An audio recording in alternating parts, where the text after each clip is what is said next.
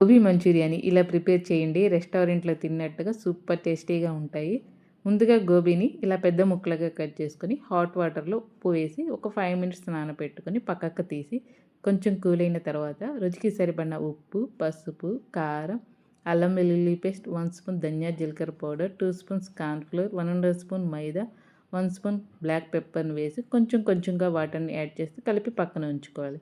ఇప్పుడు డీప్ ఫ్రైకి సరిపడా ఆయిల్ వేసి ఆయిల్ హీట్ అయ్యాక గోబీని యాడ్ చేసి గోబీ కొంచెం ఎర్రగా ఫ్రై అయిన తర్వాత తీసి పక్కకు ఉంచుకోవాలి. ఇప్పుడు ఒక బౌల్‌లోకి 1 ½ spoon tomato sauce, half spoon chilli sauce, 1 spoon soya sauce, 1 spoon corn flour వేసి 3 టేబుల్ స్పూన్ వాటర్‌ని వేసి మొత్తం కలిపి పక్కన ఉంచుకోవాలి. ఇప్పుడు బాండీలో 3 స్పూన్ ఆయిల్‌ని వేసి సన్నగా తరిగిన అల్లం వెల్లుల్లి వేసి ఒక 1 మినిట్ ఫ్రై చేసుకోవాలి. ఇప్పుడు కట్ చేసుకున్న పచ్చిమిర్చిని, ఆనియన్‌ని, క్యాప్సికమ్‌ని వేసుకొని ఒక 2 మినిట్స్ ఫ్రై చేసుకొని కరివేపాకును కూడా వేసి మనం కలిపి పెట్టుకున్న సాసెస్‌ని కూడా వేసి కొంచెం ఉప్పు, కొంచెం షుగర్‌ని వేసుకోండి. టేస్ట్ బావుంటుంది. మొత్తం అంతా కలుపుకొని మనం ఫ్రై చేసి పెట్టుకున్న గోబీని యాడ్ చేసి హై ఫ్లేమ్ మీద ఒక 2 మినిట్స్ ఫ్రై చేస్తే రెస్టారెంట్ స్టైల్‌లో గోబీ మంచూరియా రెడీ అయిపోతుంది.